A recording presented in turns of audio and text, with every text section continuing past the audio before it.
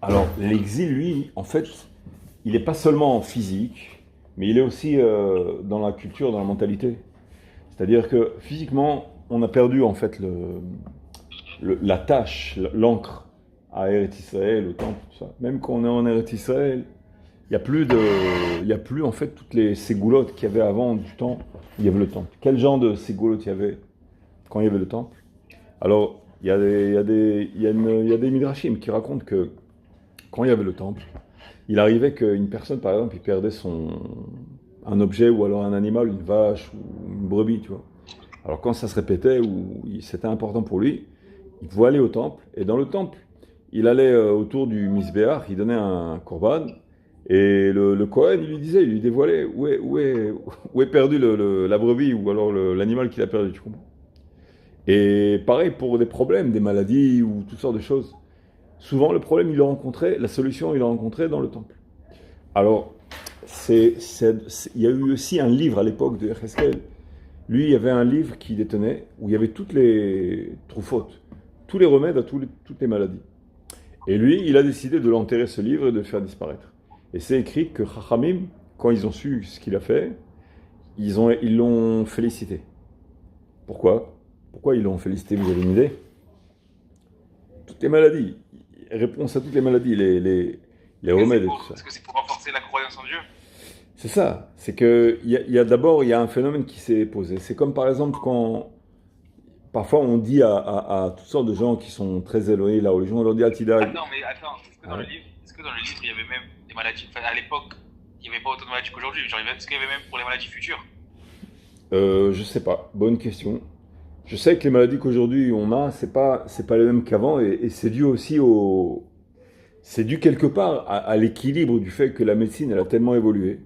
Donc à chaque fois, nous, on ramène une solution et Hachem, lui, quand il y a quelque chose à expier ou quoi, il ramène une autre sorte de problème. D'accord? Alors évidemment, il y a les raisons, il y a la pollution, il y a l'utilisation de plastique et le pétrole, tout ça. Il y a plein de raisons en fait techniques. Mais la raison de la raison, pas la raison.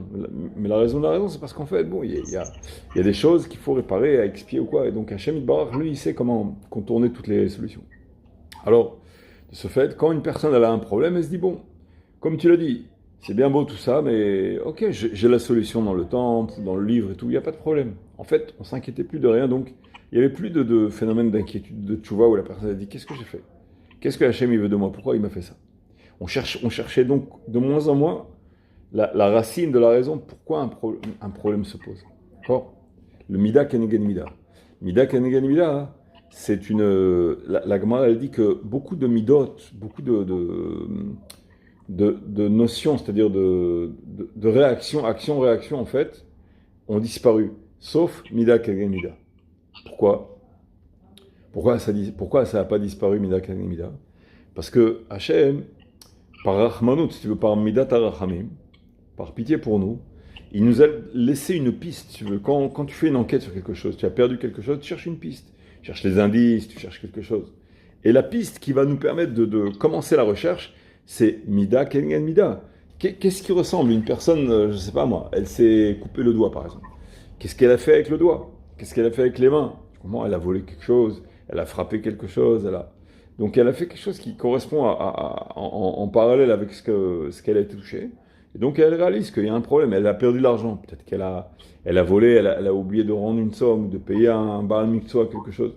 Et donc Hachem, il lui fait un remez et il lui dévoile en fait un indice. Il y a une gemara comme ça où il y a un chacham, il avait plein de tonneaux de vin, et ces tonneaux de vin, hein, ils sont tous tournés au vinaigre. Alors lui, c'était un grand chacham. Il a demandé au chachamim pourquoi ça s'est passé. Ils sont venus le voir, il lui a dit, bon, on va te poser quelques questions, ça va? Il dit, ok.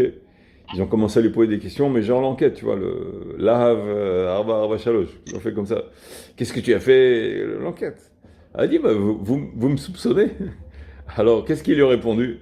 Il lui a dit, comment on te soupçonne? Et toi, tu soupçonnes Hachem il a décrété sur quelque chose sans raison? Elle a dit, ah oui, oui, c'est vrai. C'est-à-dire, Wasal Echadin Belodin, c'est comme ça que c'est écrit. Donc, il a dit oui, c'est vrai. Si Hachem il a fait, c'est qu'il y a une raison. Alors, cherchez la raison. À la fin, il s'est avéré qu'il avait un client, enfin quelqu'un qui s'occupait une parcelle de terrain, et en fait, cet homme-là, il n'était pas du tout honnête, il ramassait les bénéfices pour lui, enfin bon, il le roulait à chaque fois, tu vois. Alors il a décidé d'arrêter de le payer. Et les Chachamim, ils lui ont dit, tu aurais dû exposer le cas au Beth-Din, et non pas, comment dirais-je, non pas décider toi-même de la solution. Alors qu'est-ce que je dois faire? Il dit d'abord, parce que comme tu es un grand Chacham, tu ne peux pas te permettre de ne pas lui payer sur un travail qu'il a fait sans une justification, donc tu dois d'abord le payer, même si c'est pas évident qu'il mérite sa paye, mais paye-le quand même. Et il les a écoutés. Et la Gemara elle dit que quand il a payé le voleur, alors il y a deux versions. Il y a une version qui dit que les tonneaux de vin, de vinaigre, ils sont redevenus du vin. Et il y a une autre version qui dit que le prix du vinaigre, il a dépassé le vin, ou il est venu au moins comme le vin. Donc en fait, il a plus perdu. Donc c'était un signe que, ok, c'est-à-dire, c'est un signe qui montre qu'il a fait il a pris la bonne décision. D'accord? Donc voilà, c'est la raison pour laquelle, en fait, c'est une des raisons pour lesquelles le temple il a été détruit. À ce point-là, détruit, oui, parce qu'il y a des gens, ils faisaient des fautes, les khatrila, c'est-à-dire, ils font une faute, et ils disent, je sais qu'il y a le temple. On va aller au temple, on va donner un sacrifice. Alors, ils font de l'idolâtrie, et ensuite, ils amènent le sacrifice au temple. Ils vont avec une femme interdite, et ensuite, ils amènent le sacrifice au temple. Ils volent, ils se disputent, ils frappent le voisin. Si tu comprends, je veux dire, ils font des fautes, les khatrila, ils disent, bon, il y a le temple, donc quel est le problème? On va expier ce qu'on a fait, voilà, c'est tout. Donc en fait, La faute de l'idolâtrie, elle est égale à quoi aujourd'hui? non, Parce qu'aujourd'hui, on s'en fout de l'idolâtrie. Aujourd'hui, c'est quoi, puissant? aujourd'hui, l'idolâtrie, c'est surtout la non-croyance.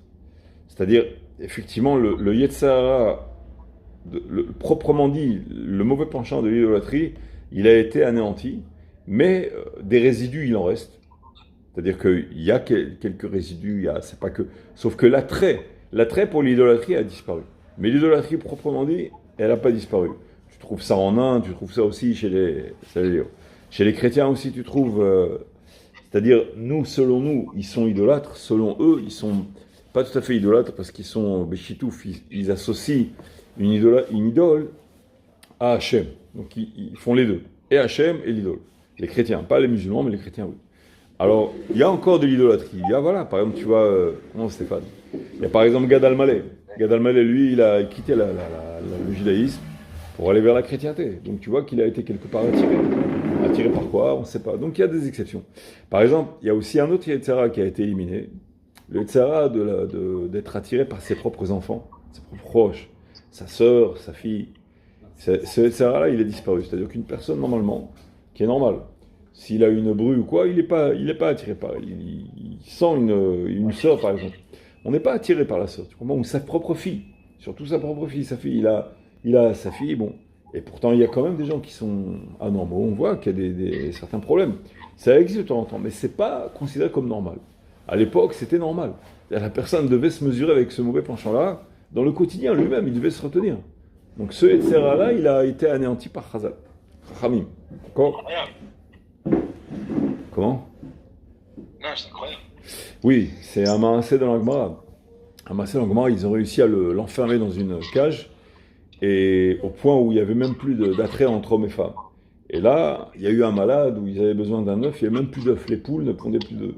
Alors ils ont compris que le monde, il va dépérir, il n'y aura plus de prolifération, il n'y aura plus de Péravéribia. Donc ils ont ramené le Yetzer Hara, mais limité, quoi, très limité. Le Yetzer Hara des Harayot, l'attrait des femmes interdites, il est revenu. Mais ils ont éjecté le Yetzer Hara de la fille, de la sœur. Ils ont réussi à l'anéantir celui-là. D'accord? Grosso modo, à 95%, 99%. D'accord? Sauf les sotim, les gens qui ne sont pas normaux.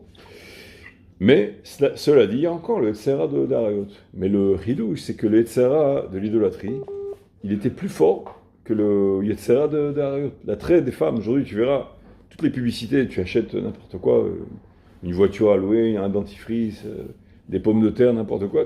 Ils mettront toujours une mannequin femme pour te faire acheter n'importe quoi qui n'a rien à voir. Tu vois. Parce que, comment? 90% des fois, oui. Ça ne devrait pas toujours. Parce que tu vas acheter de l'essence, tu vas acheter de la paz, tu vois une bonne femme là-bas qui est métallique. Bon, c'est tout le temps comme ça. Alors, c'est parce que c'est le Yetzer Hara le plus fort. À l'époque, tu mettais une vache ou une idole, tu vois. Bon, aujourd'hui, tu mets une vache ou une idole, qui c'est qui va acheter le dentifrice? Ou alors, tu comprends, personne qui va acheter. Donc, tu vois, c'est juste... Attends une seconde, je réponds à mon fils, je lui dis que c'est... Et donc aujourd'hui, non, ça a disparu totalement. C'est-à-dire que, grosso modo, ce qui reste, c'est mamache, c'est... ce qui reste, c'est vraiment faible, c'est affaibli, c'est agonisant. C'est un peu comme le vaccin, tu vois. Tu prends un microbe affaibli, tu le fais rentrer dans le corps, et ça rend la personne, au contraire, vaccinée et plus résistante. Donc, non, ça s'appelle pas vraiment un Yetzera. Cela dit, celui qui veut rentrer dans le Yetzera, il pourra. Il y a des Israéliens, ils vont en Inde et tout ça, ils veulent rentrer dans des sectes, tout ça, ils arrivent à devenir idolâtres. C'est pas que c'est impossible, mais le Yetzera proprement dit, il n'est pas là. Il y a un jour dans l'année où le Yetzera aussi, c'est un peu dans le même style, en moins fort, mais c'est quand même dans le style, c'est Yom Kippour. Yom Kippour, c'est écrit que le Yetzera, il n'a pas de shlita, il n'a pas de shilton. C'est le jour où, en fait, on ressemble à des anges. C'est pour ça qu'on dit Baruch Shem Kivon Mechuto leur envoie à haute voix. On peut dire Itkabedu Mechubadai. C'est écrit le Shulchan Aruch, il écrit dans le Siman Gimel. Il écrit que quand on va aux toilettes, le Shulchan Aruch, il écrit ça. Vous connaissez ça? Celui qui rentre dans les toilettes, il demande aux anges qui l'accompagnent, Itkabedu Mechubadai. Il leur demande de l'attendre à l'entrée des toilettes, de ne pas rentrer avec lui. Alors le Shulchan Aruch, il écrit que oui. Mais aujourd'hui, comme ça fait Yohara, c'est-à-dire celui qui dit ça, ça fait genre, il voit les anges, ça fait genre le type qui a l'Esprit Saint, tu vois. Donc Rahim, ils disent que non. Aujourd'hui, quand on va dans les toilettes, on ne dit pas aux anges, attendez-moi dehors. Celui qui dit ça, style, le mec qui voit les anges et tout, c'est... Il y a une histoire avec Baba Sali comme ça. Il y avait à une certaine époque, il y avait une femme qui n'était pas juive, qui nettoyait, un petit peu servante comme ça. Et un jour, il y a un invité qui est venu chez Baba Sali, et ils lui ont demandé d'amener un café pour l'inviter. Elle a amené 3 cafés. Alors il dit, pourquoi tu mets 3 cafés? Elle dit, parce qu'ils sont 3. Il l'a converti sur le champ, la Goya. Il l'a converti sur le champ. Elle voyait les anges et tout. Elle était influencée par le lac du Chat de Baba Salé. Il lui a proposé et tout. Il a compris. Elle était mamash bagnani. Il l'a converti à la fin. C'est un assez comme ça. Donc, on voit qu'une personne, elle est vraiment accompagnée par 2 anges. Le Shulchan Aruch, il dit que quand on rentre à la maison le vendredi soir, alors le Shulchan Aruch, il dit, il faudrait que quand on rentre, la table, tout soit, comment dirais-je, nickel. La table est bien dressée, et il y a les salades, il y a les chalotes sur la table. Pourquoi? Parce qu'il y a un ange à droite qui est un ange de bien, et un ange à gauche qui est de rigueur, qui peut décréter des mauvais décrets. Et si tout est prêt, tout est bien, alors l'ange de droite, il bénit. Le juif, il dit, Yiratzon, Shabbat Haba, Yoto Davar Kmoyo. D'accord? Et l'ange de rigueur, il est obligé de dire Amen. Mais si c'est les débandades et tout comme ça quand il rentre, alors l'ange de rigueur il dit Ratson Shabbat Haba Yoto Davar. Et l'ange de miséricorde il est obligé de répondre Amen. Donc Shulchan Aruch dit fais attention, quand tu rentres de Shabbat, même s'il faut que tu attendes encore quelques minutes, tu sais qu'il y a un petit retard, essaie de faire en sorte, ou alors donne un peu d'aide ou quoi, mais il faut. C'est pas la mort, moi ça m'arrive plusieurs fois, bon ça peut arriver, il y a des imprévus, il y a une personne fatiguée, et ça. Bon. Mais il faut essayer de faire en sorte, faire des efforts pour que ça ne se passe pas comme ça. Donc il y a le Inyan des malachim qui accompagnent la personne. Simplement aujourd'hui, on est dans un exil tel comme on revient au sujet du début. On est dans un exil où on ne voit plus ces malachim, on a perdu beaucoup de spiritualité, de niveau spirituel. Donc les anges, on ne les voit pas. Alors on sait qu'il y a des anges, mais on ne les voit pas. Donc par crainte de yuhara, c'est s'enorgueillir, c'est se la jouer, montrer, frimer, tu vois. C'est un interdit qui est assez dur, c'est assaut de Yora, de montrer, voilà, se la jouer, le grand chacham, le grand truc. C'est pas bon, c'est assaut de faire ça. Pas seulement c'est moche, c'est assaut. Alors pour l'interdit du Yora, comme c'est très rare que les gens ils se mesurent avec cette présence des malachim, donc on dit non, on ne dit rien.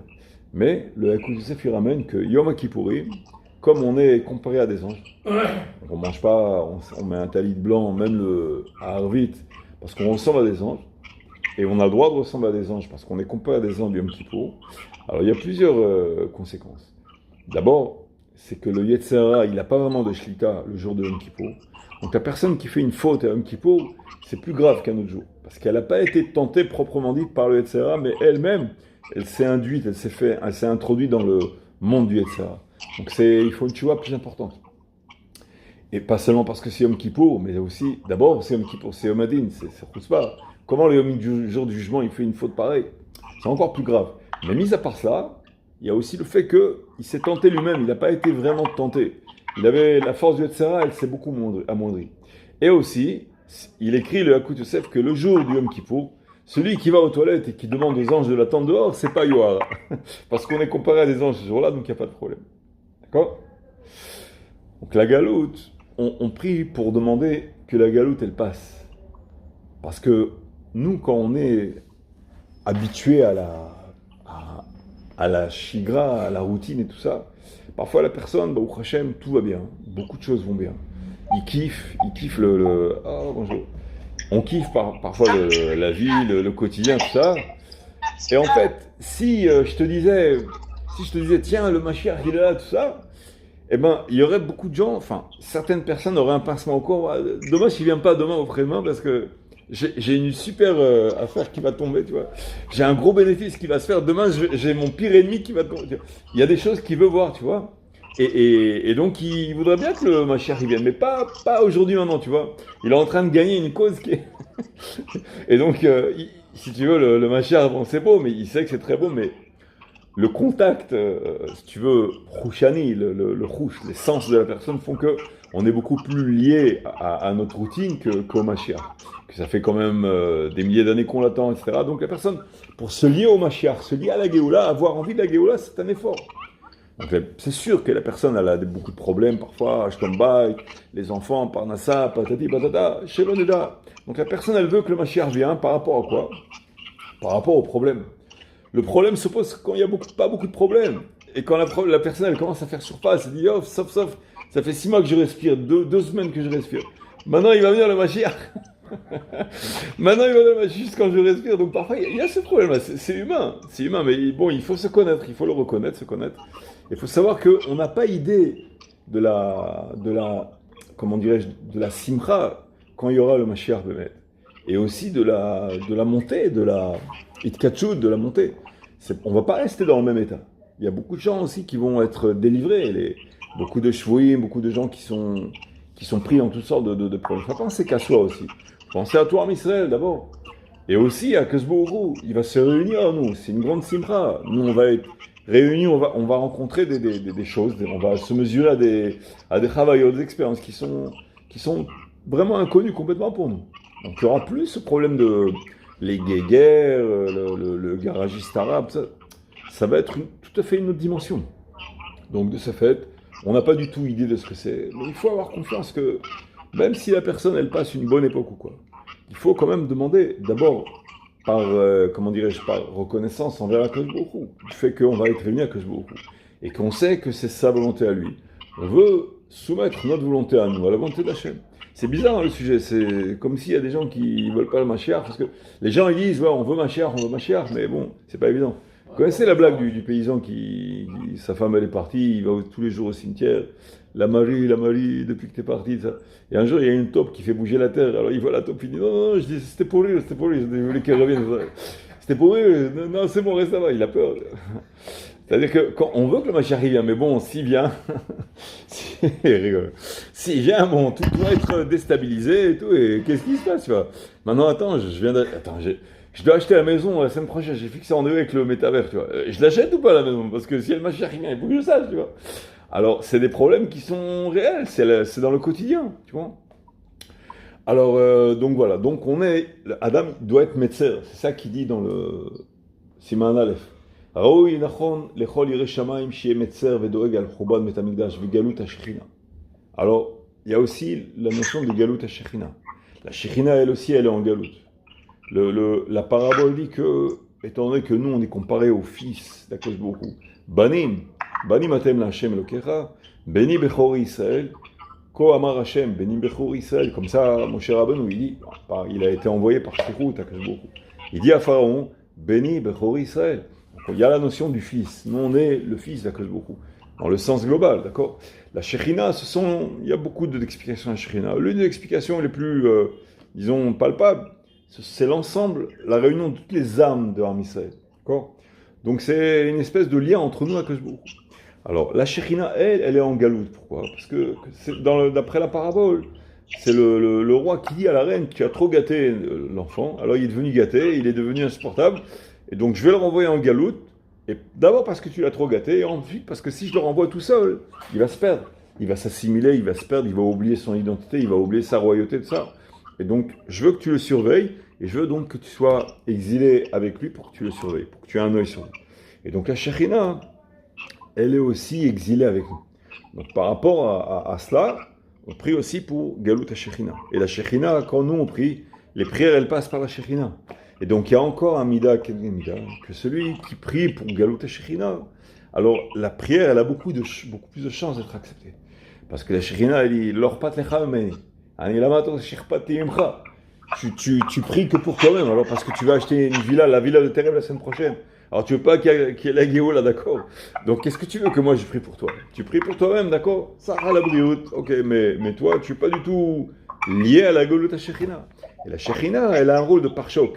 Les mauvais décrets, même s'ils tombent sur nous parfois, comme Mashiach, on a vu 7 octobre, etc., il faut savoir que la Shekhinah, elle a encaissé une grosse partie du décret. Une grosse partie a été encaissée par le pare-choc. Et donc il y a une reconnaissance qu'on doit être Mekiri Tova envers la Shekhinah, d'accord? Il faut savoir qu'elle souffre énormément, elle est en galoute. Et donc la meilleure façon d'être reconnaissant, c'est d'abord de désirer la Géoula, pas forcément pour soi-même, mais pour tout en Israël, pour la Shekhinah, pour Akash Baruch Hu.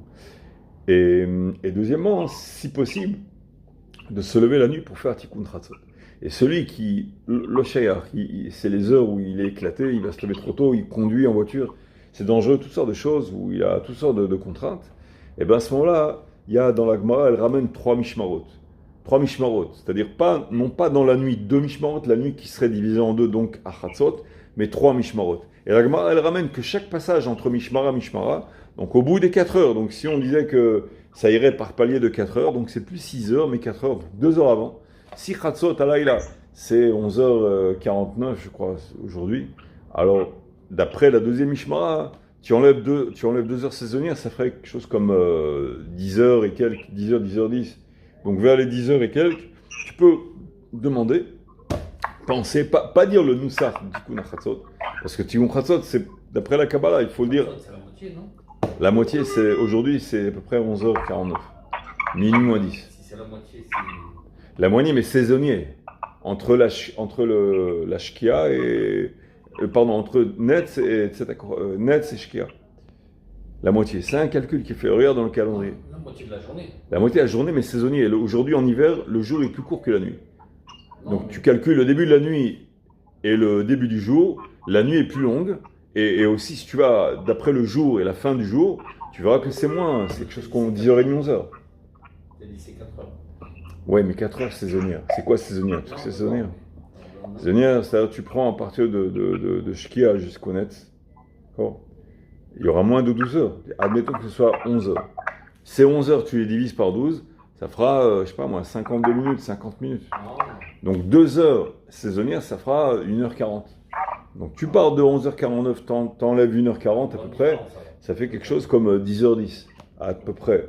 Alors vers 10h10, la personne, elle réfléchit, elle dit quelques phrases, elle pense à Galut HaShekhinah Yiratzon, Shetavo Geoula l'Am Israël, que chacun y trouve sa Geoula, Klalit, Geoula Pratit, l'école Vechad Vechad, Shetiye Galut HaShekhinah, Geoulat HaShekhinah, Geoulat HaKadosh Baruch Hu, Itardut, Ardut Am Israël. Il pense à des notions de Geoula. À ce moment-là, il y a des chova al pi apshat. Al pi apshat, al pi shchonro pritze des chova. Après la Kabbalah, il doit attendre Chatzot, mais au moins, Arabe miuto, c'est mieux que rien. Quand il est dans la nuit, eh ben, même si c'est pas encore Chatzot, il peut déjà, mais il faut pas qu'il fasse tout le Nussar. Le Nussar avec qu'on fait quand ça sort par terre ou quoi, ou un divan ou quoi, le Nussar qui est dans les Sidurim, il faut attendre Chatzot Alayla. Encore, juste Klalit, penser à Galut HaShekhinah et demander les palels, demander à ce qu'il y ait une fin à cette galoute, ça tu peux le faire même avant Chatzot. D'accord? Donc Yerei Shamayim qui est Metzer, être Metzer et comprendre aussi, un peu lire sur à Tisha B'Av, on parle beaucoup de la galoute. Alors c'est important de prêter oreille à Tisha B'Av. C'est pas des sujets toujours très sympathiques, mais quand même, il y a la notion de Itma tout à date. Tu vois les gens, comment ils sont éloignés de la Torah, comment ils comprennent rien. Comment ils sont tellement déconnectés de toute notion de Torah parfois. Ça c'est une notion de galoute. Une fois, le Rav Yosef, il est venu le Mashiach, il est venu en rêve. Il lui a dit qu'il y a, je ne sais plus, 1 million et quelques d'enfants en Israël qui ne savent pas dire Shema Israël. 1 million d'enfants qui ne savent pas dire Shema Israël.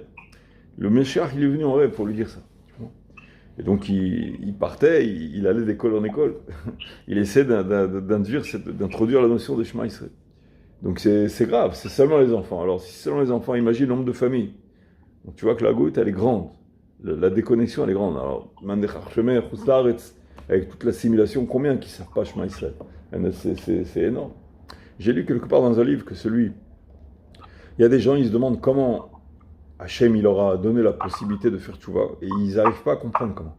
L'une des réponses à cela, c'est qu'il y a des gens qui ont l'habitude de dire Shema Israël, même le premier passouk seulement. Avant de dormir, il dit Shema Israël.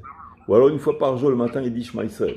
Le fait qu'ils n'oublient jamais Shema Israël chaque jour, ça leur donne la possibilité que Hachem Yitbarach, il va les sortir de leur galoute, même Hachem, où qu'ils soient. Il y a une autre chose que j'ai vu dans l'écouté Moharan aussi.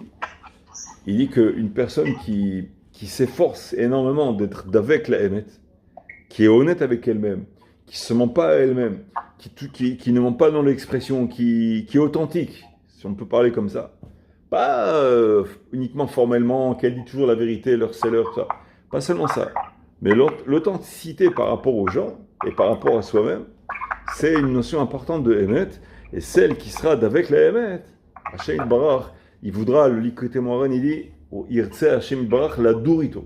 Il voudra être proche de lui, habiter chez lui. Il veut être à proximité de cette personne. Donc, tu verras des non-religieux qui ont cette mise à parfois. Il y a cette notion-là. Les non-religieux, ils te diront non. Ils ne voudront jamais, comment dirais-je, être combinats ou quoi. C'est des notions qui sont importantes. Donc, ok, ça c'est pour Tikkun Chatzot. D'accord? Alors, on passe là parce qu'il y a beaucoup à dire, mais enfin, grosso modo, on a compris. La coutume, elle est de s'asseoir par terre, quand on dit Tikkun Chatzot, à minuit saisonnier. Maintenant, il y a beaucoup d'exceptions. Si c'est, par exemple, si c'est Rosh Chodesh, on dit, il y a Tikkun Chatzot, il y a Tikkun Léa, Tikkun Rachel. Tikkun Rachel, c'est le premier. Et c'est celui qui est le plus, qui rappelle le plus la notion de deuil. D'accord? De galoute. Tikkun Léa, on dit que des Télim, Mizmor et Télim. Alors quand c'est Rosh Chodesh, quand c'est Chol HaMoed Sukkot, on dit que Tikkun Léa. Chol HaMoed Pesach, on ne dit pas du tout. Les jours de fête, on ne dit pas du tout Tikkun Chatzot. Et quand ce sont des jours qui sont ni pourris, ni fériés, ni rien, et qui c'est pas la veille de fête ou quoi, à ce moment-là, en principe, on dit les deux Tikkunim. Sur les Sidurim, c'est écrit exactement quel jour on dit l'un et les deux, et pas du tout. Mais, grosso modo, il n'y a que quand on dit les deux, quand vraiment c'est le Tikkun Chatzot malais, qu'on s'assoit par terre. Et le Rav Partouche ici, du Kollel Raphaël, il dit que le Rav Yoram Bajel disait de ne pas s'asseoir par terre. Je ne sais pas pourquoi, je crois je ne sais pas s'il y en a d'autres qui disent comme lui.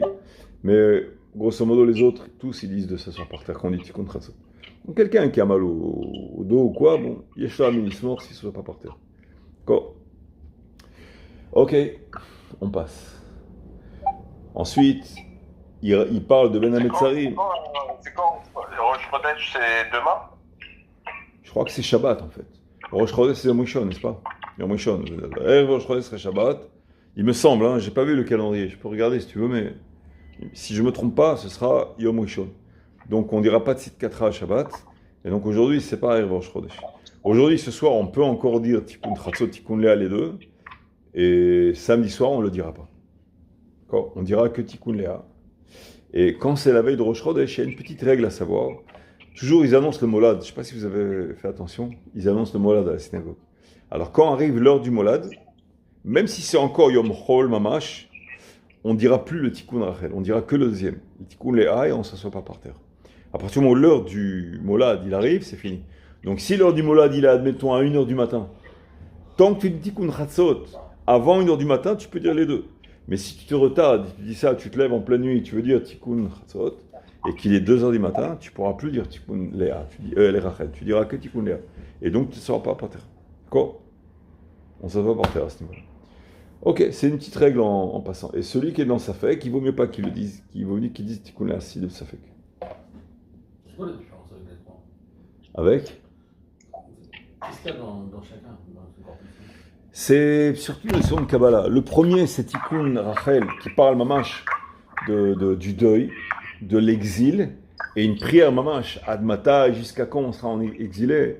Et on fait une prière, on demande que Hachem il punisse nos ennemis, Shiva Atam, Hekam, Herpatam, Asher, Herfucha, Adonai. On demande qu'Hachem mamash il se venge sur les goïms du mal qu'ils nous ont fait. La galoute. Alors, il y a tu ouvres une parenthèse intéressante que il y a dans Ça, c'est, pardon, ça, c'est le. Tikkun Rachel, le premier, celui qui est plus dur, qui parle match de Galout à Shechina. Il y a une prière, par exemple, qu'on demande Hashev lishrenanu shiva'atam el-hekam helpatam asher herfucha Adonai. On demande à Hashem, rends au septuple le mal, la honte qu'ils nous ont fait, mais on attribue cela à la honte qu'ils t'ont fait à toi, Hashem. Et pourtant, c'est le mal qu'ils nous ont fait. C'est comme si on disait que le 7 octobre qu'ils ont fait, c'est le mal qu'ils t'ont fait à toi, Hashem. Et on demande aussi à Hashem qu'il le rende au septuple. Alors, qu'est-ce que c'est septuple? Est-ce que c'est 77 fois ou 7 fois 7 fois 7, c'est 343? Bon. Mais c'est pas grave, c'est plus que ce qu'ils ont fait.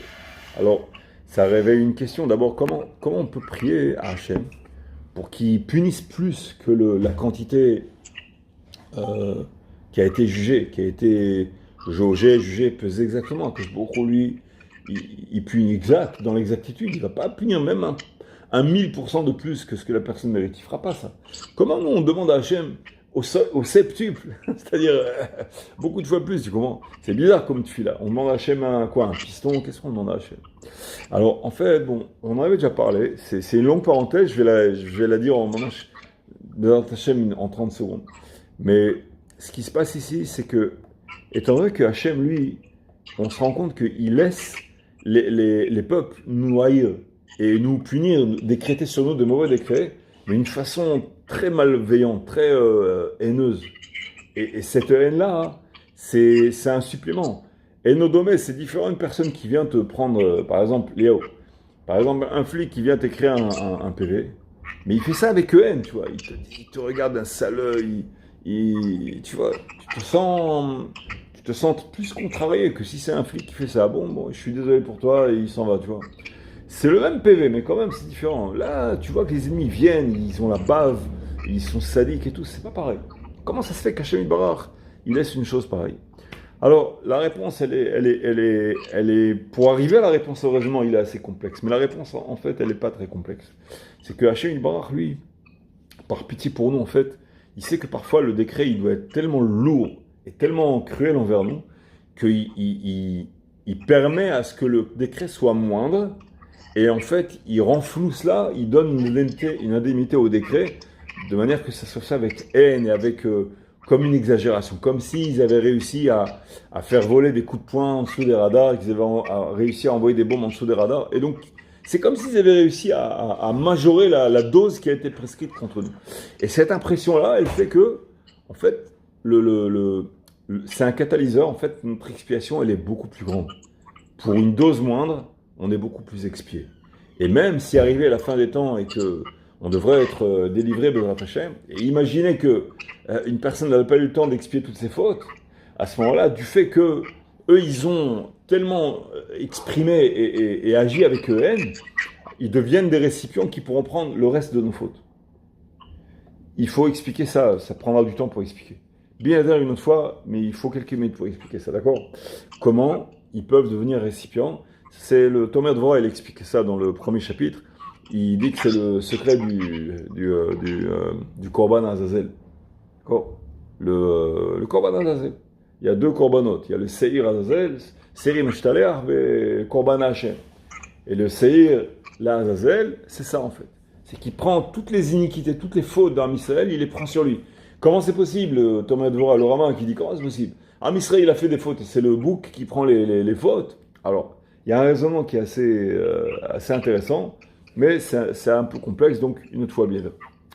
Toujours est-il qu'Hachem, il laisse leur haine s'exprimer, et nous, on a l'illusion qu'ils arrivent à punir plus que ce qu'ils ne doivent. En réalité, Hachem, il leur laisse cette illusion-là, ce mirage-là, comme s'ils ont réussi à la vod, à la maréchet, à se venger de nous, à nous faire du mal plus que ce qu'on mérite, et nous aussi, on a cette impression-là. Et si on a la émouna que Akol est Tova, et que Hachem, il mesure tout, mesure pour mesure exact, à ce moment-là, ça expire encore beaucoup plus. Et donc, ils deviennent en fait des récipients à nos fautes.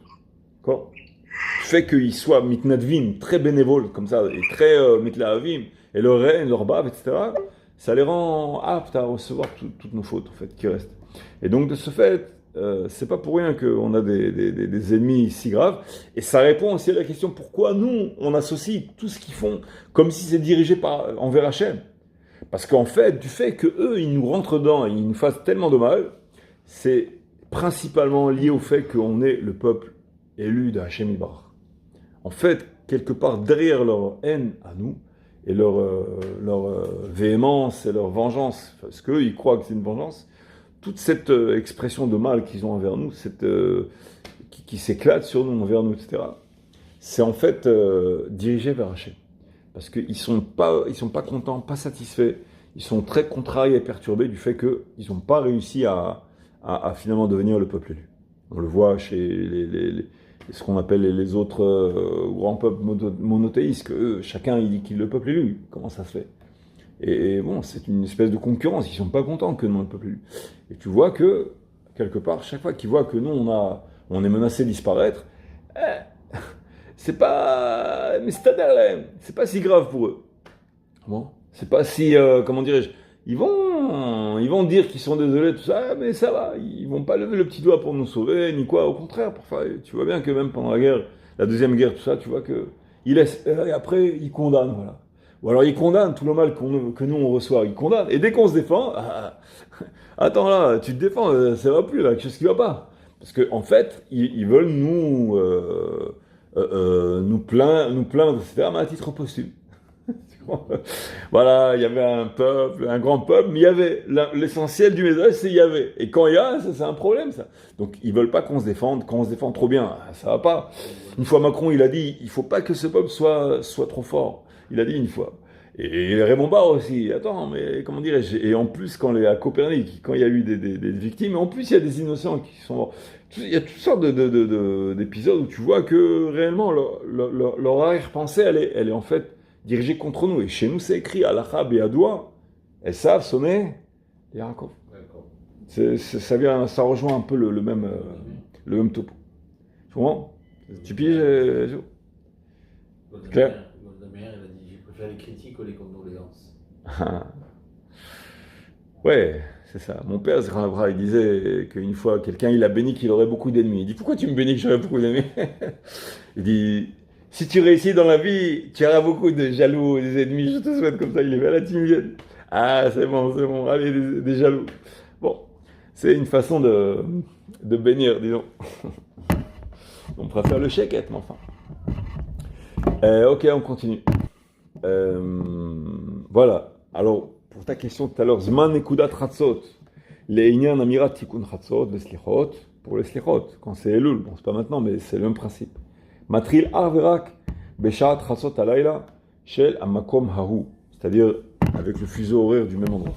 Pas, si tu es par exemple en Amérique ou en France, tu ne vas pas tenir compte de Eretz Israël. C'est par exemple quand tu vois les Slichot par vidéo, en direct. À ce moment-là, tu veux participer avec Haboucha ou quoi, tu vois. Mais le Chatzot, il n'est pas encore arrivé en France. Donc, qu'est-ce que tu fais ? Tu peux ou pas ? Alors, en principe, tu peux pas. Sauf exception où le Rabbi Tzrak, il a été possède pour des jeunes dans un pays étranger, je ne sais plus lequel, qui était pas loin de s'assimiler, en fait. Et ils étaient enjoués par l'histoire des Slichot, et donc ils voulaient participer. Et donc le Rav avait averti le Rav Yitzhak que c'était positif, qu'ils voulaient participer avec Raboucha. Ils étaient enjoués, tous les chants, etc. C'était bon pour eux. Et donc le Rav Yitzhak, il a été possède pour eux, qu'ils puissent faire exceptionnellement confiance et s'appuyer sur la DA qui fait que même si Chatzot Halayla c'est pas encore arrivé chez eux, uniquement en Eretz Israël. Alors, il y a une notion dans la Kabbalah que c'est Eretz Israël, c'est le Gan Eden, c'est l'absolu, si tu veux. Et donc, il y a une opinion où, à Pi Halakha, on ne peut pas tellement s'appuyer dessus, mais dans ce cas précis, il leur a dit qu'il pouvait faire les Slichot comme si c'était en Eretz Israël. parce qu'ils sont liés avec eux en vidéo, etc. D'accord? Mais sauf cas de force majeure comme ça, il faut que chaque pays soit selon le fuseau horaire. C'est une des raisons pour lesquelles aussi c'est pas du tout recommandé d'habiter en Australie ou dans les pôles. Les endroits où, par exemple, quand tu arrives à une différence de 6, 7, 8 fuseaux, 9, 10, 11, quand tu arrives à 11, et le 12 alors, ce sera en avant ou en arrière? Si c'est en arrière, alors tu sais pas si aujourd'hui c'est vendredi ou c'est samedi. Quand on avance dans le fuseau horaire, quand on arrive à 12 heures, à ce moment-là, c'est une demi-journée. Mais qui te dit que c'est une demi-journée en avant et pas en arrière? Tu comprends? Vous comprenez le problème? Non, je comprends. C'est arithmétique. Ceux qui habitent là-bas ou ceux qui... Celui qui habite complètement aux antipodes d'Israël. Ou en Australie, par exemple? Australie, je ne sais plus si c'est 11 ou 12 fuseaux horaires. Je crois que c'est 11, je ne sais pas exactement. Mais Angola, enfin, je faut voir la carte. La nuit et le jour, là-bas? Mais imagine qu'il y ait 12 heures. À ce moment-là, 12 heures de quoi? 12 heures d'écart entre ici et le pays qui est à l'antipode. 12 fuseaux horaires de différence. Okay. À ce moment-là, tu pourrais poser une question technique toute simple. Est-ce que le fuseau horaire qui correspond au pays qui est à l'antipode, ce sera 12 heures en avant ou en arrière? Parce que quand tu ajoutes encore un fuseau horaire, ça sera 13. Ça sera plus en arrière, ça sera en avant. C'est-à-dire qu'il y aura quelque chose d'absurde un peu. Le paradoxe, c'est que d'un fuseau à l'autre, tu vas avoir 23 heures de différence. Tu comprends le problème? Bon, on reviendra là-dessus une fois. Si tu arrives à 13 heures, c'est dans le même sens. Mais si tu dépasses les 12 heures, à 11 heures, tu es encore dans le même sens. Mais quand tu arrives à 13 heures, à ce moment-là, c'est pas en avant, c'est en arrière. Parce que pour le fuseau horaire, pour aller en arrière, ce sera aller de l'autre côté, dans l'autre sens. Tu n'arrives pas à saisir. Tu saisis, Joe? Mais pour qui? Tu comprends le problème? Pour lui? Je t'entends pas, tu as coupé le micro. Mais c'est quoi ça? C'est quoi le problème? Oui, je vois le problème. Le problème, c'est que ça devient absurde. Si tu vis à 13 fuseaux horaires, par exemple, tu vas dans un sens, tu prends l'avion dans un sens. Le fuseau horaire, il va dans un sens. Tu vas vers l'Amérique, tu retardes. Mais si tu vas de l'autre côté, tu avances. Tu es d'accord avec moi? Non, mais pour les... Attends une seconde, tu me suis? Oui. D'accord? Maintenant, imagine que les deux avions, l'un il va en avant, l'un il va vers l'Amérique, l'autre il va dans le sens. D'accord? Oui. Ils vont se rejoindre à 12 fuseaux horaires. L'un il va te dire que c'est un jour de plus, l'autre il va te dire que c'est un jour de moins. Ok. Alors c'est absurde. Alors Tachlit, c'est vendredi ou samedi? Je ne sais pas. Donc il y a un safek. Est-ce que c'est aujourd'hui Shabbat ou c'est vendredi? Donc c'est déconseillé d'habiter dans des fuseaux horaires qui sont trop éloignés. Non, À quoi ça fait? C'est un safek. Tu es en train de l'échal Shabbat ou qu'est-ce que tu fais maintenant? Tu comprends? Il y a un problème. Bon, laisse tomber. Quand tu seras plus rêvé, bien sûr, Non, faut prendre une carte, tu vas comprendre. Prends les fuseaux horaires, J'ai compris, on mais s'amuse. pour ceux qui habitent. Mais justement, celui qui habite là-bas, il est proche de l'absurde. Et donc, c'est recommandé de ne pas habiter à cet endroit-là. Non, j'ai compris. Alors là, c'est galoute, maman, je galoute. Ceux qui se déplacent, d'accord, ok, il y a un problème. Mais ceux qui. Ceux qui déplacent le problème, Lismani, il a fait son voyage, bon, ça va, mais celui qui habite là-bas. Mais c'est quoi son problème? Ah ben, le problème, c'est qu'il ne sait pas s'il est vendredi ou samedi, c'est tout. Donc, une autre fois. Ils ne déterminent pas Shabbat là-bas? Et ceux qui sont dans les pôles, où Non, pendant mais- 2-3 semaines par mois, il y a plus de jours, il n'y a plus de nuit, comment il fait? Non, mais ils terminent. Attends, une Il n'y a seconde. pas Knesset Shabbat. Il faut rentrer le Shabbat. À quelle heure il faut rentrer le Shabbat? Le soleil ne se lève pas pendant 2 semaines. Dans les pôles. Lapland ou Groenland ou je sais pas quoi. Pendant 2-3 semaines, il ne se lève pas le soleil. Et pendant 2 semaines, il ne se couche pas le soleil non plus. Le soleil, il se couche comme ça. Il menace de se coucher, il se relève. Il n'y a pas de coucher de soleil proprement dit. Il y a un coucher, mais juste en menace. Le soleil, il est toujours, il est jamais au-dessus. Il est comme ça, il se lève et il a une trajectoire bizarroïde comme ça. D'accord? Mais tu n'as pas vraiment de cet Kochavim, il n'y a pas. Alors, celui qui doit compter 7 jours, sa femme, pour qu'elle soit Nida, comment il fait? Celui qui c'est Shabbat, Chilul Shabbat, comment il fait? Shabbat, pas Shabbat, des tefilin. Il n'a pas le droit de porter les tefilin la nuit, le soleil ne se lève pas, comment il fait? Il y a beaucoup de problèmes. D'accord. Alors, des Rabbanan, on lui dit, bon, maintenant, arbitrairement, tu vas les poser maintenant, tu vas faire ci, tu vas faire ça. Mais c'est pas tout à fait halak. Ah, j'ai compris, ouais. Ce côté-là, oui, d'accord. Alors, on déconseille d'habiter là-bas. D'accord, ouais. Ce C'est côté-là, une galoute. Une ouais. galoute encore plus accentuée. Oui, parce qu'en fait, oui, tu te. Avec la France Mazé, quoi, un fuseau horaire, qu'est-ce que c'est? C'est qu'une heure, c'est presque rien. D'accord. D'accord? Mais là-bas, il n'y a plus de jour, il n'y a plus de nuit. C'est laisse tomber, quoi. D'accord? Oui, parce que nous, en tant que juifs, on ne déterminait pas par rapport à. Sa femme, elle doit aller au mikvé après 7 jours. Oui. Elle compte 7 jours, mais il n'y a pas de jour. Alors qu'est-ce qu'elle va compter? Non, lui, s'il détermine uniquement l'horloge atomique, là, etc. Ouais, d'accord. Bon, juste, on dit que donc le Nekudat Hatzot, on le calcule comme ça. Il faut qu'il y ait le jour et la nuit. Là, il n'y a pas. Donc, il faut s'éloigner de ces endroits-là où on est dans le Safek. Yesh Lachashay Baofen Kaze. Shachashov, Techila, Asharot, Ben Anetz, Lashkia. Entre le Netz, pas le Halot Shachar. Attention, pas Halot Shachar, mais le Netz. Et la Shkia. Et tu divises en 12. Chatsi ou Uzman Chatzotayom. Tu divises en 12, ou en 2 si tu veux, et le milieu boule, c'est ça Chatzot. Alors aujourd'hui, le milieu exactement, c'est 11h49, à Elad. Elad, ici. À Rochaïn, c'est pareil. D'accord? Mais ça bouge. Tu regardes, ça flotte. Il y a 2 semaines, c'était 42, 11h42. Après, ça va redescendre aussi. Comment? Et en heure de Sharon Choref, c'est plus 11h49, ça va être minuit 49. Donc celui qui doit se lever tôt, c'est... Il faut vraiment qu'il se lève en pleine nuit, qu'il fasse Netiat Yadayim, qu'il se réveille, qu'il fasse Berkot Torah, Donc c'est une asaka de 20 minutes au moins, tu comprends? Au moins un quart d'heure, 20 minutes. S'il est rapide, il fait ça en 10 minutes, mais bon, il faut vraiment qu'il soit habitué. Quoi. Ces heures qui sont déterminées, là. La Shkia, Ouais. etc., Chatzotayom, etc., ils sont déterminés par rapport aux astres. Oui, aux astres. C'est ça. Non, mais le coucher du soleil. Mais Nir'e, à Nir'e, le net, ça Nir'e, c'est celui-là dont on tient compte. Celui qu'on voit d'après l'horizon, qu'on le voit. Non, Là. c'est les D'accord. astres, Donc c'est ça les change. astres. Le Si c'est soleil, montagneux ou si c'est une vallée, ça change légèrement le net. C'est ça, D'accord. non? Ouais. Ok. Et bon, on passe ça. Maintenant, on va dire un petit peu par Shavuot, si vous voulez. On est parachat de Vaïra. Et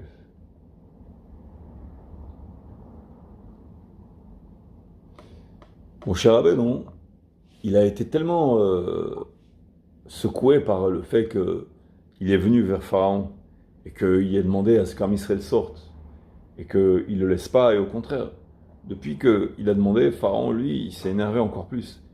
Il a ordonné que même la matière première, la paille, les matières primitives de l'époque, pour faire des briques de l'époque, ne seraient plus données. Avant, c'était les Égyptiens qui fournissaient, les Juifs, les esclaves. Ils devaient faire des briques avec ça. Quand il a vu que les Juifs ils parlaient de Géoula, tout ça, alors il a dit, maintenant la matière première, ce sont les Juifs qui devront aller chercher, mais attention, le rythme de production, il reste le même. Donc c'est cruel. Et pourquoi, quand les Juifs, en fait, qui étaient les gardiens juifs, les esclaves, ils sont venus à Pharaon et ils l'ont réprimandé. Ils lui ont dit, tu as une faute, parce que tu nous as frappé à nous, par rapport au fait qu'on n'a pas réussi à obtenir les mêmes productions aux esclaves, en poussant les esclaves. Mais les esclaves, qu'est-ce que tu veux qu'ils fassent? Tu vois, même tu leur as donné qu'ils fassent la même production, alors que tu leur fournis plus la matière première. Ils disent à Pharaon, ton peuple, il faute, tu as une faute envers ton peuple. C'est-à-dire que tu exiges chose qui est impossible, Khatrila. Qu'est-ce qu'il répond Pharaon? Il répond, ah, mais j'ai vu qu'il parle de Géoula, il parle de d'Ivrei Sheker, il parle de chimères qui vont réussir à quitter l'Égypte, etc. C'est-à-dire qu'ils ont le temps. Ils ont le temps. Celui qui parle de Géoula, qui parle comment dirais-je, d'espoir, d'ambition, de Sheifa, de monter, d'évoluer, de se mettre à l'étude. Il travaille, je sais pas moi, 12 heures par jour. Il parle qu'il va prendre un temps et faire un shiur kavua. Il essaie, il voit avec une vision de Géoula comme ça, tu vois. Ça veut dire qu'il a encore du temps. Et le Yetzer Hara, lui, il veut pas qu'on étudie. Il veut pas qu'on soit soumis à Akadosh Baruch Hu. Il veut qu'on soit soumis à lui. Alors il dit, ah, tu as du temps? Alors Tirbada Avoda, je t'ajoute du travail, je t'ajoute des défis, des tâches. Pourquoi? Parce que tu as le temps de penser à la Géoula. Et qui c'est qui écrit ça? C'est le Ramchal dans Mesilat Yesharim. Il dit que l'un des pièges du Yetzer Hara, l'un des outils préférentiels du Yetzer Hara, c'est de nous donner des appâts de réussite, des tâches dans le travail, des défis. Prouve ce que tu vaux, et etc. Tu vas monter de grade. Si tu arrives à temps, pendant 6 mois, pendant 1 an, 2 ans, tout ça, tu vas grimper, tu vas devenir... Et entre-temps, 2, 3 ans passent, et une chose suit l'autre, etc. Et le type, il brûle les années comme ça, et en fait, même s'il réussit professionnellement parlant, il sera tombé dans le piège du Yetzirah. Le Yetzirah, lui, parfois quand il voit que par le mal, la souffrance, il n'arrive pas à soumettre le juif, qu'est-ce qu'il lui met dans la tête? La réussite. La réussite. Par exemple, une grande mashkanta, le type, il se met dans la tête qu'il achète une villa qui coûte, je sais pas moi, 5 millions, 6 millions. Et il habite dans un 4-5 pièces, mais il veut une villa maintenant, tu vois. C'est pas que c'est un mal en soi, mais pour l'obtenir la villa, il faut qu'il prenne mashkanta sur mashkanta, etc. Et qu'il faut qu'il s'engage. Et maintenant, il a 50 ans, alors il reste plus tellement d'années, donc il sait qu'il va être comme ça jusqu'à la fin, et peut-être même un an ou deux après, la peine, c'est comment il va faire, il fait le calcul. Et tout ça, c'est Msharabed Oto. Il est complètement omnubilé par ça, il est soumis. Donc c'est plus question de diminuer la dose, au contraire, mais les turbines à fond. Et tout ça, c'est des outils préférentiels de Yetzirah. De nous mettre d'étape en étape, avec des appâts, des évolutions matérielles en principe, et des ambitions, des belles images, des belles fantaisies dans la tête, où on s'imagine, on va être enfin très à l'aise, etc. Mais tout simplement, le but du Yetzirah, c'est qu'on soit complètement annihilé, soumis totalement dans l'emploi du temps d'avar Rodev Davar, et le travail, et peut-être encore quelques heures sup, ou alors un autre petit travail en indépendant à côté, et en fait, le fouet, quoi. Ce qui nous faisait le fouet pharaon en esclavage, aujourd'hui, on nous le fait par les bonnes choses, par des bonnes conditions de travail. Et c'est aussi ce qui fait que beaucoup de juifs à l'étranger ne peuvent pas monter en Israël aussi, ou ne veulent pas, ou ne peuvent pas. La limite entre les deux, elle est floue un petit peu. Il y en a vraiment qui ne peuvent pas. Mais il y en a qui, tout simplement, pas tout simplement, mais ils ne veulent pas quelque part. Moi, j'avais connu à l'époque, j'avais entendu, c'était sur Kalita, il y avait un couple de médecins, un médecin ou un couple de médecins, ils étaient montés en Israël et ils avaient réussi à pratiquer avec leur Théouda de France. C'était pas encore reconnu. Mais ils arrivaient à pratiquer dans les territoires occupés. Et ils sont restés quelques années et les deux, ils pratiquaient. Dans une, je sais pas, une coupatrolim, comme c'était pas soumis tout à fait aux mêmes lois que Eretz Israël proprement dit à l'intérieur. Donc ils avaient le droit de pratiquer là-bas. Au bout de quelques années, ils ont dit on en a marre. On veut pratiquer en ville. Et en Israël, on n'arrive pas à faire des équivalences. Donc on ne peut plus vivre comme on aurait voulu. Ils sont rentrés en France. D'accord? Alors, c'est bien beau, mais quelque part, c'est un peu dommage parce que ils peuvent vivre même dans une ville en Israël et prendre la voiture et aller dans leur clinique, dans leur patrouille, etc. Non, par le principe, on veut travailler là où on décide, là où on veut.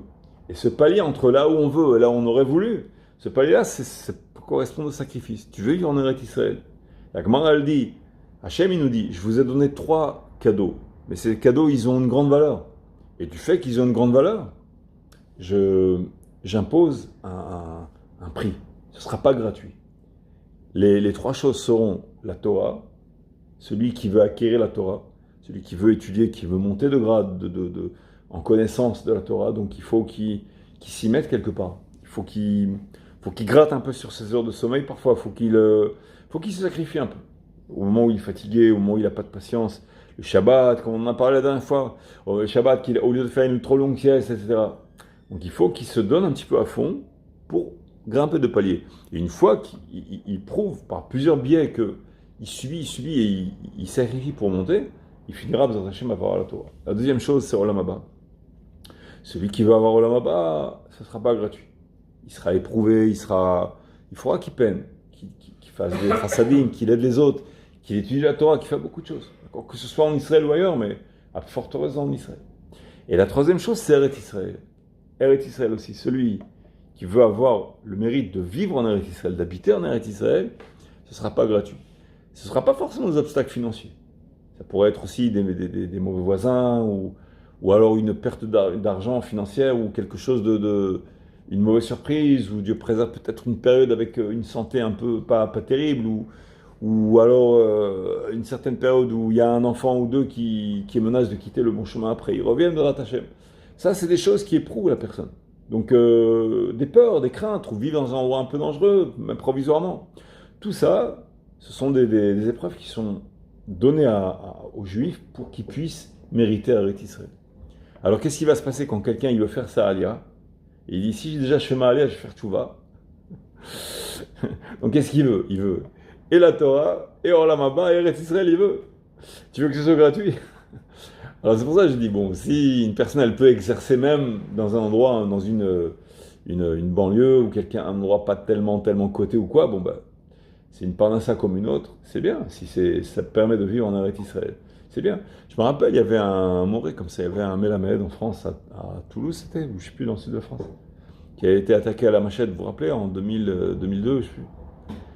Et j'ai vu un reportage il y a quelques années, il a été interviewé, je crois, sur Hidabout, et j'ai vu qu'il était devenu chauffeur d'autobus.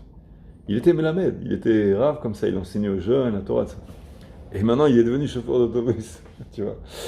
Et il disait que il était content, il reviendra pas en France, même si on le proposait, il refuse. Qu'il est plus heureux en étant chauffeur d'autobus en Israël que Melamed de Talmud Torah en France. Donc, tu vois que parfois, quand quelqu'un il arrive à saisir l'importance de ce qu'il fait, ça a un prix. Cela dit, il y a des gens, ils peuvent être chauffeurs d'autobus en Israël, en France, et devenir mais la même en Israël, c'est pas sûr, mais il y a un prix à payer quelque part. Ce sera pas gratuit, d'accord? Non, dans Vaera. Le problème aussi, c'est qu'on vit dans une société où on n'a pas envie de se sacrifier. C'est ça l'histoire. Oui, non, c'est ça. Le mauvais penchant, il veut pas qu'on sacrifie. On aime la personne, on aime la commodité. On aime plutôt le repos que l'effort. C'est normal. C'est pas un mal. Le type, il a son travail. Il a sa voiture. Parce que je sais moi, il a tout son confort. En route, ça l'arrête. Imaginons. Qu'est-ce que tu es? Oui. Imagine que tu es dans un super travail. Le boss, il te donne une très belle voiture, d'accord? Une voiture de fonction impec, d'accord? Maintenant, je sais pas, la société passe une difficulté, ou alors il y a eu un accident dans la voiture, je sais pas, un truc. On te demande de renoncer à ta belle voiture, on te donne une voiture, mais alors, ça, je sais pas, une petite Picanto, une petite voiture, tu vois. Le type, il a l'habitude de, je sais pas moi, la belle Tesla, j'en sais rien, imagine une belle voiture avec de prestige un peu. Maintenant, on lui balance la petite Picanto comme ça, et il lui dit, mais attends, oh, c'est pas... D'accord? Alors, quelque part, bon, l'ambiance est bonne, il a de bons amis là-bas, le salaire est ok, le patron lui dit, bon, ok, allez, il fait mal sur des petits trucs et tout, parce qu'il sait qu'il a un petit peu enquiquiné avec ça, mais bon, peut-être oui, peut-être non. Mais toujours est-il, le but du travail dans lequel j'ai été embauché, c'est pas c'est une condition de travail, la belle voiture, mais c'est pas le but du travail. Comment? C'est-à-dire, même si le boss, il me dit, bon, allez, je te rajoute quelques jours de congé, je t'envoie pour une mission sympathique, je te donne, je sais pas moi, un peu plus d'argent, je te donne une prime, tu vois. Il va peut-être m'indemniser ou peut-être même pas, d'accord? Mais le but du travail, c'est pas la machine à café ou le bon resto à midi ou la belle voiture. C'est une condition de travail, mais c'est pas le tachlit, c'est pas la finalité. D'accord? Et on dit que Olam Hazeh, c'est prosdor, c'est un couloir. C'est-à-dire, c'est sûr qu'on préfère dans une belle voiture, c'est normal, c'est pas un mal non plus. C'est le même problème. Hein. Mais c'est pas la finalité. Donc quand on pèse, on jauge, on dit Makedaili, qu'est-ce que je pèse, je veux décider quoi faire, d'accord? À ce moment-là, il faut faire entrer en ligne de compte. Il faut faire le compte, il faut dire attends, à un certain stade, il faut savoir discerner l'essentiel du secondaire. Si c'est pas l'essentiel, si le type il sait qu'il est bien là où il est, d'accord? Il rentre tôt, il arrive à étudier la Torah grâce à ce travail. Parce qu'il connaît son travail par cœur. Il connaît tous les clients, tout. Il n'a pas besoin de se réadapter. Qu'est-ce que ça peut lui faire qu'il a une Picanto? Allez. Sa femme aussi, elle a une autre voiture du travail. Ah, la chaîne. Alors il fait la concurrence avec sa femme peut-être. Mais je veux dire, c'est des problèmes quotidiens qui font que la personne, il y aura toujours un endroit où il faut l'évater à quelque chose. La Gemara, elle dit dans les Torchot, dans les Torchot, quand il y a les klalotes, là où on reçoit des coups, Sonné Israël qui reçoit des coups. Il dit Chitzai achalebam, que je beaucoup il dit mes flèches, je vais les terminer en eux. Sonné Israël, entre guillemets. Et la Gemara, elle dit celui qui ne reçoit pas de flèches, il ne fait pas partie de l'Am Israël. Chitzai achalebam, c'est-à-dire imulo mikabel azulo mehem, c'est-à-dire achalebam. Bam, betor Am Israël. Donc, Am Israël, il sait que on est éprouvé. Am Ségoula, on est éprouvé, d'accord? C'est pas le siège royal, c'est le kiff d'être le roi, régal. C'est pas ça le but du jeu, le but de la royauté. C'est d'être éprouvé, c'est gérer le monde, c'est donner l'exemple au monde. C'est de gagner des mérites par des défis. C'est pas facile. Tu comprends? Donc c'est difficile. C'est pas gratuit. Dans ce sens-là, c'est pas gratuit. C'est pas le but de souffrir. C'est pas qu'on est masochiste et le but du jeu c'est souffrir. Pas ça. Mais pour arriver au tahlit, à la finalité, il faut payer par une monnaie. Que ce soit par l'étude de la Torah, par le manque de sommeil, parce qu'on les yeux ils se ferment et on veut. Il y en a qui disent que celui qui a vu des visions interdites, son expiation, ce sera quand les yeux ils se ferment de la fatigue, il étudie la Torah. Alors, les yeux ils se sèchent, il se frotte les yeux, il baille pour un petit peu lubrifier les yeux, etc. Et il fait tout, il lutte avec sa vision, ça lui expie les visions interdites qu'il a regardées dans sa vie. C'est une chouva. D'accord? Ou alors quand il a fait la shonara avec sa bouche. D'accord? Quand il étudie la Torah, la gorge est sèche. Il a envie de boire de l'eau, il dit après je vais boire de l'eau. Dans 2 minutes. Je finis le sujet d'abord. Il ne veut pas perdre le fil. Tu comprends? Il expie la mauvaise utilisation de la gorge, de la voix, des cordes vocales, etc. Ce qu'il a fait. Donc c'est pareil aussi. Quand on a été trop paresseux, on ne s'est pas levé. Alors le fait qu'on vole de notre propre sommeil. Tout ça, ça va sur le compte d'un paiement, des épreuves. Il y aura des décrets qui vont être éliminés par rapport à cela. Pas éliminés, échangés, parce que le type, il s'est sacrifié. Donc il y a un moment que la personne, elle est prête à payer, à se sacrifier. Pas le sacrifice où il va être égorgé, pas ça, mais il va être, disons, à petit feu, tu vois. Cuisson un petit feu. Il souffre, il manque de sommeil, il manque de confort, il renonce à un certain confort, mais il arrive à la finalité. De ce fait, je rappelle de la blague qu'on racontait, on va pas la raconter.